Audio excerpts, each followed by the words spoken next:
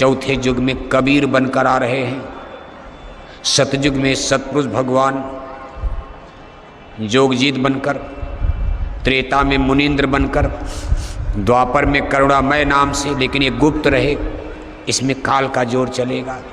जब भी ऐसा होगा, ये नियम बन चुका, जब जब कलयुग आएगा संतों का प्रचार होगा, सतयुग लगते ही संतों का प्रचार। ये सतयुग जो लगेगा, ये वो सतयुग नहीं, सतयुग त्रेता द्वापर कलयुग श्री ये नहीं है। गुरु महाराज ने कहा भाई कलयुग में कलयुग जाएगा और कलयुग में संत युग आएगा।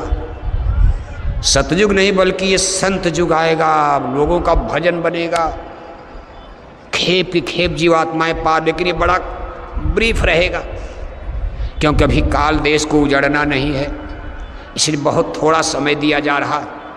थोड़े देर के लिए सहस्र वर्ष लो सतयुग व्यापे, सुख की दशा फिरे, रे मन धीरज क्यों धरे। सतयुग का लाभ जीवों को मिलेगा, लेकिन तब तक फिर कलयुग आ जाएगा, कलयुग का लंबा पीरियड। उसके बाद फिर सतयुग त्रेता द्वापर कलयुग, ऐसे फिर काल मत चलने लगेगा। फिर रामावतार होगा, कृष्णावतार होगा, जब जब त्रेता लगेगा द्वापर लगेगा। ये सृष्टि का नियम सेट हो चुका। ये नहीं कि अब त्रेता नहीं आएगा, राम नहीं आएगा। जब जब त्रेता आएगा रामा अवतार होगा, जब जब द्वापर लगेगा कृष्णावतार होगा, उनके नाम भले बदल जाए, काल अवतार होंगे। और जब कलयुग आएगा तो संत अवतार यहाँ होते रहेंगे। यही सतयुग एक ऐसा युग है जिसमें बहुत सारी सूरतें सतलोक जाएगी। इसीलिए गोसाई महाराज ने रामायण में लिखा, कलयुग समयुग यान नहीं, जो नर कर विश्वास। कलयुग के समान खराब युग कोई नहीं, और कलयुग के समान कोई अच्छा युग भी नहीं, क्योंकि कलयुग आध्यात्मिक दृष्टि से वरदानी युग है। जब जब धरती पर कलयुग लगेगा संत मिलेंगे। सतयुग त्रेता में तो रहेंगे, लेकिन गुप्त रहेंगे, कोई खोज नहीं पाएगा, ऋषि मुनि मिल जाएंगे। तब तक कहीं वशिष्ठ मिलेंगे, कहीं वाल्मीकि मिलेंगे, कहीं दुर्वासा मिलेंगे, श्राप देकर भस्म कर देंगे। कहीं व्यास जी मिलेंगे, कहीं कोई मिलेगा, अत्रि मिलेंगे, चंद्रमा ऋषि मिलेंगे, ये मिलेंगे, ज्ञानी जोगी मिलेंगे। लेकिन संत त्रेता द्वापर में जल्दी नहीं मिलेंगे, लेकिन कलयुग में मिल जाएंगे। ये संतों का युग माना गया। लेकिन बखेड़ा कितना बड़ा है। आज दुनिया इतना धर्मों के खेमे में, और उसी समय देखो उनके उतरने की आवाज़ है, भाई हम उतरने वाले हैं। कहा महाराज आ जाइए मैदान में, हमने संसार को भ्रम में डाल दिया है, आप कहाँ अवतार लेने वाले। उन्होंने कहा हम बताएंगे नहीं कहाँ हम आ रहे हैं। कलयुग में देखो जब प्रकट होते हैं तो उनको कबीर नाम दिया गया है। कबीर, कबीर माने महान होता। और कहाँ प्रकट हो रहे हैं? उस समय भारत में सिकंदर लोदी का राज चल रहा था, मुसलमान जम गए भारत में। मुसलमानों का राज भारत में भी आ चुका है। अब यहाँ उनको संत मत को जारी करना, काल दयाल काल मत छा दिया है। चारों तरफ काल मत प्रपंच, गंगा जमुना तीर्थ मूरत कंकड़ पत्थर देवी देवता ये वो सब, सारी जीव जगत के जड़ में माया में भूले हुए। अब देखो लेकिन सतपुरुष भगवान भी तो उस्ताद, गुरु अपने शिष्य को हर दाव नहीं बताता। व्यापक ब्रह्म निरंजन तो उनके 16 सुतों में सबसे छोटे पुत्र हैं। पिता के सामने इनकी क्या चलेगी अगर वो जब चाहें। लेकिन अब चूंकि वरदान दे दिए उसी अनुसार काम करना, तो उन्होंने देखो ऐसे मध्यम मार्गी रास्ते से काशी नगरी को उन्होंने चुन लिया कि हम प्रकट होंगे। काशी नगरी में आए, जुलाहा घर में पालन पोषण हुआ। नीरू नीमा कहानी आप जानते हो। कुछ लोग कहते हैं भाई विधवा ब्राह्मणी के पेट से पैदा हो गए। लहरतारा तालाब पर नीरू नीमा कपड़ा बेचकर बाजार से आ रहे थे, बच्चा रो रहा है, जंगल में तालाब के किनारे पड़ा है, उठा करके घर में ले आए। यानी कुल मिलाकर नीरू नीमा ही, इतिहास ने सिद्ध किया नीरू नीमा ने पाला। माता पिता जुलाहे हैं, मुसलमान घर ही तो माना जाएगा। साहब कबीर वो तो महाप्रभु हैं। अब ये बात देखो, आज के हिंदुओं के गले के नीचे उतरेगी नहीं। काल और दयाल का ऐसा ये भीषण संग्राम चल रहा, हिंदू कहेंगे कबीर को, राम और कृष्ण की जगह कबीर को इतना बड़ा इंपॉर्टेंस महत्व। लेकिन इस सत्य को जानने के लिए भी सालों साल समय लगेगा, सत्संगी भी नहीं हजम कर पाएंगे। साहब कबीर बचपन से ही सोच रहे भाई दाव कहाँ लगाया जाए, काल मत में सेंध कैसे लगाई जाए। तो काशी नगरी के एक बड़े महात्मा गुरु धर्म गुरु रामानंद थे। ये रामाश्रयी शाखा के प्रवर्तक धर्म गुरु थे। बहुत बड़ा इनका काशी में मठ था, बड़ा नाम गाम था, लेकिन सब कर्म कांड ही कर्म कांड था, धोखा ही धोखा। साहब कबीर ने कहा वहीं से दाव लगेगा। रामानंद से मिले, कहना अरे भाई मुसलमान को कैसे चेला बनाया जाएगा, कहानी आप जानते हो। साहब कबीर गंगा की सीढ़ी पर लेट गए। रामानंद 4 बजे स्नान करने जाते थे, खड़ाऊं उनके सीने पर पड़ गई, सीढ़ी पर लेटे हैं अंधेरे में। रामानंद का बच्चा उठो, राम राम राम राम, अरे गड़बड़ हो गया, किसी के सीने पर मेरा खड़ाऊं पड़ गई, पैर पड़ गया। अरे गुरु महाराज मैं हूँ, मैं कबीर हूँ, मैं कबीर हूँ। कबीर नहीं बल्कि गुरु जी मैं कबीरा हूँ, अपने को कबीरा कहते हैं, मैं कबीरा हूँ। भाई बच्चे हैं। रामानंद ने कहा तूने हमको धोखा दे दिया। अरे कहा धोखा नहीं, अब मैं आपका चेला बन गया, आपने हमको गुरु मंत्र दे दिया, राम राम जपो, मैं राम राम जपूंगा, आप हमारे गुरु हो गए, मैं चेला हो गया। रामानंद ने कहा अरे भाई मेरे शिष्य मेरे भगत लोग सुनेंगे आश्रम में कि गुरु महाराज आपने कैसे शिष्य बना लिया उस मुसलमान को, इसी का तो इतने दिन से विरोध हो रहा था। कबीर साहब ने कहा गुरु महाराज अब चाहे जो आप हमारे गुरु, मैं आपका चेला। रामानंद ने कहा भाई चलो सत्य है, स्वीकार तो करना पड़ेगा। कहा मैं भी अब आश्रम में आऊँगा। कबीर साहब पहुँचते हैं।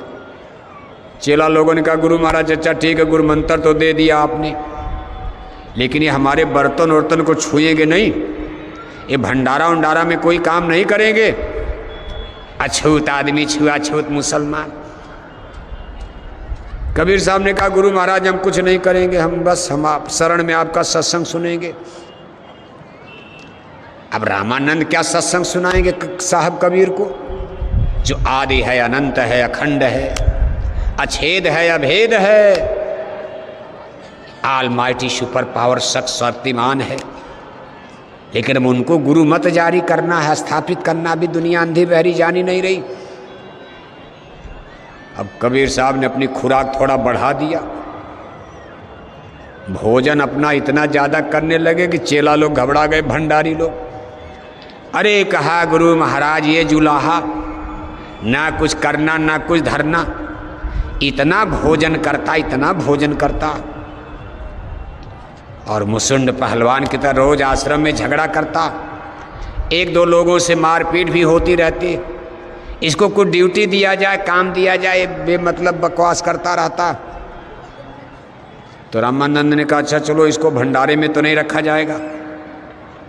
साहब कबीर को ड्यूटी मिल गई, कहा जाओ आप जंगल से लकड़ी काट कर लाओगे और भंडारे में रख दोगे, यही आपकी ड्यूटी रहेगी। साहब कबीर गए जंगल में, जितनी हड्डी वड्डी मिली साहब उसी में बटोर उटोर कर ला करके भंडारे में पटक दिया। चेला लोग, भंडारी लोग घबरा रहे, कहा गुरु महाराज कबीरा ने अनर्थ कर दिया, हम कहते थे छुआछूत, वो हड्डी बटोर, बताओ हड्डी से भोजन बनेगा। रामानंद पहुंचे गुस्सा में, क्रोध में, डंडा बजाते हैं, कहते तूने क्या अनर्थ कर दिया बेवकूफ आदमी, अरे हमने लकड़ी लिए कहा था कि हड्डी से भोजन बनेगा। साहब कबीर ने कहा गुरु महाराज क्या हो गया, हड्डी भी तो जलती है, लकड़ी का काम हड्डी भी तो करेगी, उसमें मान। अरे कहा बेवकूफ आदमी, हड्डी जलेगी लेकिन भोजन बनेगा इससे, अशुद्ध हो जाएगा। अरे कहा गुरु जी बात, मैं भी हड्डी का, चेला भी हड्डी का बना है, मेरा गुरु भी हड्डी का बना है, राजा भी हड्डी का, प्रजा भी हड्डी का, इस हड्डी में तो रक्त मांस मज्जा मलमूत्र भी नहीं है, टट्टी पेशाब भी नहीं है।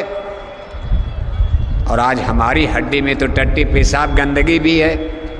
अगर ये हड्डी अशुद्ध है तो हम लोग तो गुरु महाराज बहुत अशुद्ध हैं, हम कैसे पवित्र होंगे। रामानंद ने कहा भाषण देने आए हो कि मैंने जो कहा फिर 2 डंडा भाई का लेक्चर दे रहे हो, गुरु से जबान लड़ाते हो। खैर बाका छोड़ो इसको, कुछ नहीं। 1 हफ्ता बीता तो फिर झगड़ा बढ़ा। चेला फिर घबरा रे, कहा महाराज गुरु महाराज कोई काम दीजिए नहीं तो मार डालेगा सबको। एक बार में 4 लोगों को पटक पटक कर मारता। आपने बवाल कर लिया आश्रम में इसको चेला बनाकर। रामानंद ने कहा अच्छा चलो तुम केवल बर्तन मलोगे, अब बर्तन छूने की इजाजत तो दे दिया। कहा चल लेकिन जूठा बर्तन, कड़ा है हंडा है जो भोजन बनता है इसको। साहब कबीर ने बाहर में खूब सफाई कर दिया और अंदर में कुछ पानी भी नहीं डाला। बाहर में चमाचम करके और ले जा करके बर्तन चूल्हे पर रख दिया। जब भंडारी गए भोजन बनाने, देख रहे अंदर में गड़बड़े है, सब जूठा मूठा अंदर में लगा है। रामानंद को बुलाया, मारा 2 डंडा। का आप बेवकूफ़ आदमी, ऐसे सफाई की जाती? बाहर में साफ कर दिया, अंदर में आई नहीं। साहब कबीर ने कहा गुरु महाराज अंदर कैसे साफ किया जाता, वही तो मैं जानने आया हूँ। बाहर से मैं भी गंगा नहा करके साफ हो जाता हूँ, लेकिन मेरे अंदर का मैल, मेरे अंदर में जो गंदगी है गुरुदेव, आज तक कोई मुझे साफ कराने वाला ज्ञान नहीं दिया। शरीर तो साफ है बाहर से, तिलक टीका लगाकर बढ़िया बढ़िया कपड़ा पहनकर टनाटन, लेकिन अंदर में कितनी गंदगी है गुरुदेव, इसका ही भेद मैं जानने के लिए आपके चरणों में आया हूँ। मुझे अंदर का भेद बताइए। रामानंद फिर 2 डंडारे का ज्ञानी बनते हो, ऐसे बड़ी लंबी कथा है। करते करते करते करते समय बीतता गया। एक बार गुरु गोरख शास्त्रार्थ करने निकल पड़े। रामानंद जी ने जब सुना कि गुरु गोरख शास्त्रार्थ करने का, हम तो हार जाएंगे, बहाना बना करके सो गए। साहब कबीर गए, रे कहा गुरुदेव आप? अरे कहा कबीर आज हमको बीमार रहने तो गुरु गोरख आ रहे हैं।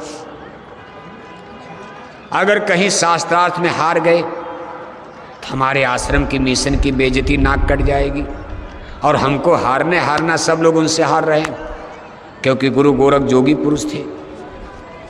कबीर साहब ने कहा गुरु महाराज आप चिंता मत कीजिए, नहाइए खाइए आराम से टनाटन।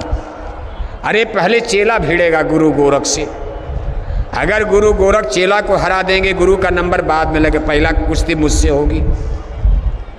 रामानंद ने कहा बेवकूफ आदमी, अरे तू क्या भिड़ेगा गुरु गोरख से, वहां कोई झगड़ा करना है? अरे कहा गुरु महाराज देख लेना, आप चिंता मत कीजिए। रामानंद को विश्वास तो नहीं हुआ, लेकिन जब गुरु गोरख आए आश्रम में पहुंचे, कहा भाई कहाँ हैं गुरु रामानंद जी? साहब कबीर सामने। अरे कहा बाप पहले चेला से बात करो, गुरु हमारे इतनी जल्दी मिलते उलते नहीं सबसे। अरे कहा हम उनसे शास्त्रार्थ करेंगे। साहब कबीर ने कहा पहले हमसे शास्त्रार्थ करो, कितना बड़ा आपके पास ज्ञान है। तो बताया जाता गुरु गोरख त्रिशूल पर बैठ करके, उस पर त्रिशूल की नोक पर बैठकर, त्रिशूल माने ये दोनों आंखों के बीच में जिसको भृकुटी कहते हैं, इंगला पिंगला सुखमना, 2 आंखें देखो, 2 धारें आंखों से इंगला पिंगला, एक तीसरी धार बीच में रीढ़ की हड्डी से, इसको इंगला पिंगला सुख, 3 धारें। कहा जाता भाई यहाँ बैठ गए। अब कहते त्रिशूल गाड़ कर बैठ गए, मतलब त्रिशूल का मतलब उनका मन बुद्धि चित्त का कंसंट्रेशन, उनका ख्याल ध्यान अंदर में चढ़ता था। समाधि अवस्था लगाकर अंदर से चिल्ला रहे हैं कबीर चलो। तो साहब कबीर ने कहा डोरी फेंक दी आसमान में, इतनी ऊंची पर डोरी डाल दिया, उस पर चढ़कर ऊपर से कह रहे कि गोरख ऊपर आओ, नीचे रे और ऊपर आओ, हमसे आपसे कुश्ती होगी ऊपर आसमान में। यहाँ डोरी का मतलब शब्द होता, ये कोई रस्सी नहीं कि बाहर में कोई बाहर में नहीं देख रहा, आश्रम के लोग तमाशा देख रहे हैं। डोर माने अंदर में शब्द डोर, सतलोक पहुंच गए। अरे कहा गुरु गोरख ऊपर आओ। गुरु गोरख की खोपड़ी पर टन टन आवाज आ रही है, ऊपर आओ ऊपर आओ। जब गुरु गोरख ऊपर देख रहे कहीं दिखाई नहीं दे रहे कबीर, कहाँ से आवाज आ रही। लेकिन गुरु गोरख उतनी पहुंच तो थी नहीं, जोगी थे साहब कबीर संत सदगुरु। तब गुरु गोरख ने कहा कबीरा तय कब के बैरागी। अरे भाई तुम मामूली बच्चे कबीर, तुमको कबीरा कहते लोग, इतना बड़ा बैराग तुमको कहाँ से, इतना बड़ा ज्ञान। तो साहब कबीर ने उस समय उत्तर दिया था, कहा सुनो गुरु गोरख, ब्रह्मा ना ही टोपी दीन ही, विष्णु ना ही टीका, और शिव शक्ति का जन्म नहीं था तबे जोग हम सीखा। कहा ब्रह्मा का जन्म नहीं, विष्णु का जन्म नहीं, अष्टांगी देवी आदि शक्ति माया जगत जननी दुर्गा आदि शक्ति जही जग उपजाया, सोय अवतरे मोर यह माया। कहा ये त्रिलोकी बनी नहीं थी। हे गुरु गोरख, हम तो सतलोकवासी हैं, हमको जोगजीत कहा जाता है। हम सतपुरुष भगवान की 16 सुतों में हैं। जब नीचे रचना नहीं हुई थी, ब्रह्मा विष्णु कोई नहीं, तब हम पैदा हो चुके थे। हे गुरु गोरख। गुरु गोरख ने प्रणाम किया, तुरंत उठे, वहाँ से चल देते। अब आश्रम में तो हल्ला मचा भाई, कबीर साहब ने कोई उदंडता कर दिया होगा। नंगे बदन होकर, वो नियम था कि गुरु गोरख सबका चंदन चाट लेते हैं। कबीर साहब ने पूरी शरीर चंदन लगा लिया था कि अगर हारेंगे तो चंदन चाटेंगे। तो लोग तो बाहर से देख करके सोचे कि भाई देख करके गुरु गोरख चले गए।